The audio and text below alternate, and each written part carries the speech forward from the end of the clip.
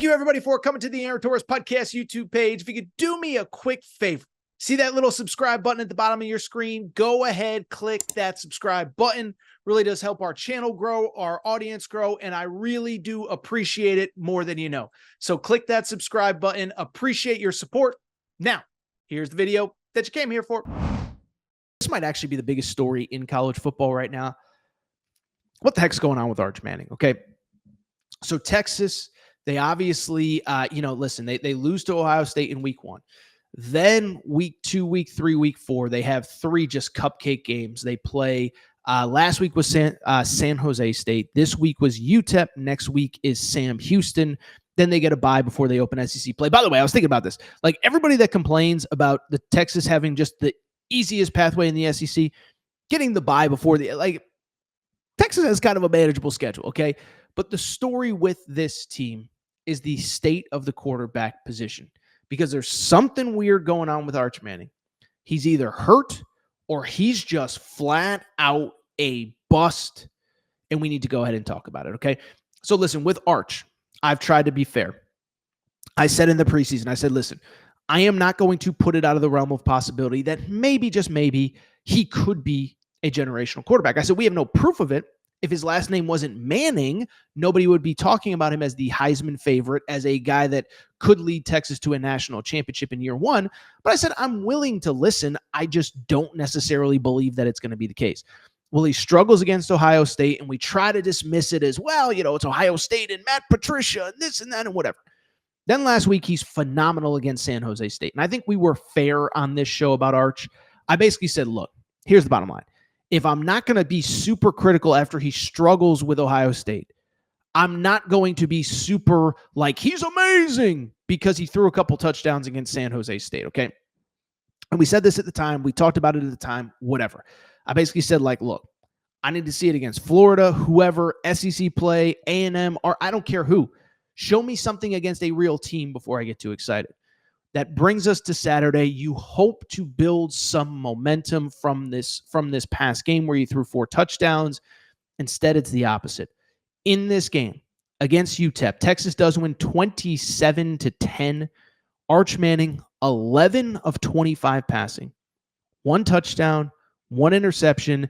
At one point through 10 straight incompletions. Yeah. It was bad. It was so bad that Texas fans started booing. And how about this? On the season, Arch is completing 55% of his passes, does have 6 touchdowns and 3 interceptions. But in the game on Saturday, averaged about 4.5 yards per completion. In a year where we felt like Texas has been on the precipice of winning a national championship, this was the year they get over the hump. It's the exact opposite. And Arch might be the reason they don't win a national championship rather than putting them over the top. I think what's interesting is there are 2 differing conversations going on with Arch right now. Is he hurt? Does he just stink? And let me say this about Arch. I'll say a couple things.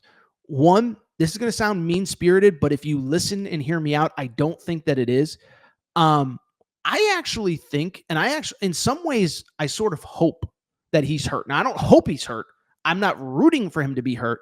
But I hope that kind of explains why he has struggled so much, okay? And listen, it's been a weird week in Texas. We all saw the Sark clip. We don't have it available. I didn't even bother to pull it. But we all saw the Sark clip earlier in the week. There was a video of Arch clearly wincing, clearly in discomfort after throwing a pass last week against San Jose State. And if you saw the video, you could tell something isn't right. And Sark was asked about it on, I think it was Monday or Tuesday of last week at his media availability. What was this video of him wincing? And Sark was like, what are you talking about? This is football. And then he said, I don't follow you into the bathroom with a camera to get every facial expression. It was clear Sark got very defensive about it. And I saw some people like, he's just standing up for his quarterback. No, that was weird. And I thought a lot of people who cover Texas and know Texas brought up an interesting point of he kind of just lied about, Quinn Ewers being hurt a year ago. And so if you look at Sark's behavior, and I think too, if you watch Arch, it doesn't look like he's right. He's throwing a lot of these weird sidearm Patrick Mahomes throws. He's kind of short arming a lot of it. And I did have some people, I saw some stuff on Twitter on, I guess it would have been Saturday night, of the throwing motion a year ago against, when he played Mississippi State and UL Monroe versus the throwing motion now. It does not look the same. I do wonder if he's hurt. And in some ways, again, I like, this sounds weird. I kind of hope he's hurt because that explains why there's been this regression. But at the same time, we also have to put out the possibility that he might just stink. And if he stinks, first of all, and by the way, if he is hurt, somebody needs to say it. No being the toughest guy in the room, no more this, no more that. You need to get healthy because Texas needs its starting quarterback at 100% in a couple weeks when you go into SEC play. So if you are hurt, then you need to take this game off against Sam Houston, rehab whatever's going on, shoulder, elbow, whatever, and you need to get right.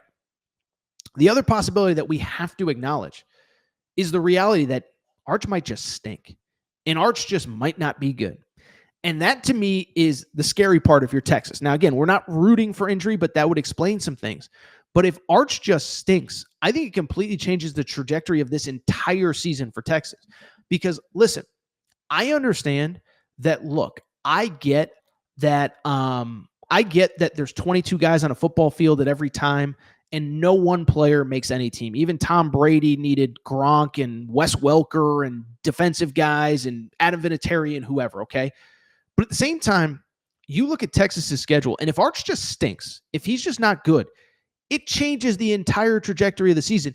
You can't have C- to D+ quarterback play against the teams you're going to play. Just think about the teams that are still on the schedule. One, you got to go to Georgia. You ain't winning in Athens with Arch playing the way that he is. But even take out Georgia. Look at the rest of the schedule. This was supposed to be a manageable schedule. You're going to go play Oklahoma and Dallas in a few weeks. I'm sorry. John Mateer is the much better quarterback. You're not winning that game with Arch playing the way that he is. By the way, maybe you beat Florida, but somebody just brought up in the chat, Florida statistically actually moved the ball pretty well against LSU. It's just that DJ Lagway kept throwing interceptions. If he takes care of the ball at home, I don't know that you're going into the swamp and beating DJ Lagway. You probably are because Billy Napier is a mess, but you're not beating Mateer in Oklahoma. You're not beating Kirby Smart, Gunnar Stockton, and the Georgia Bulldogs. By the way, look at some of these other games. Texas A&M, Marcel Reed's the better quarterback. I'm sorry. Maybe the home crowd is that much of an advantage, but I'll tell you what, if you're out of the college football playoff conversation, then all of a sudden, do a lot of A&M fans buy up tickets to that game? Do A&M fans take over that stadium? And does Marcel Reed outplay Arch Manning? I know I'm getting deep into hypotheticals, but these are things we have to talk about. By the way, Arkansas, I don't know what's going on with that defense, but Bobby Petrino and Taylon Green are making magic. You play Taylon Green in Arkansas, you're not going to have the better quarterback on the field. Is this a little aggressive? Is it too much? Am I overselling it? Maybe to some degree. But at the same time, look at the games left on the schedule. If Texas doesn't get great quarterback play or better quarterback play, it doesn't matter how good the defense is. It doesn't matter how good the run game is. It doesn't matter how good the skill position guys are. It will not matter. And so with Arch, again, I'm not rooting for anything. I want all these guys to be good. It makes my job easier. We got good games, good teams, good stuff to talk about. But we have to acknowledge that something isn't right. We have to acknowledge that all the questions that we had coming in are proving to be true. Now, maybe it's injury, but maybe he just thinks we're going to find out soon because you get Sam Houston and then you get a bye. And then after that, you just don't know. By the way, Luke Schumacher says maybe Cutter Boley, Kentucky's new starter, is better than Arch. I'll say this. I went through the list really quickly on Saturday of quarterbacks I would take over Arch right now in the SEC. I'll tell you this. Take Marcel Reed over him. I take Taylon Green over him. I'm not going to go through every single one. I take Garrett Nussmeier over him, and I don't even love Garrett Nussmeier. Lagway after Saturday, I don't know.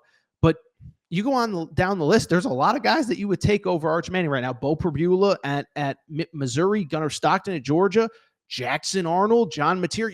There's a lot of dudes I would take over Arch right now. He kind of stinks.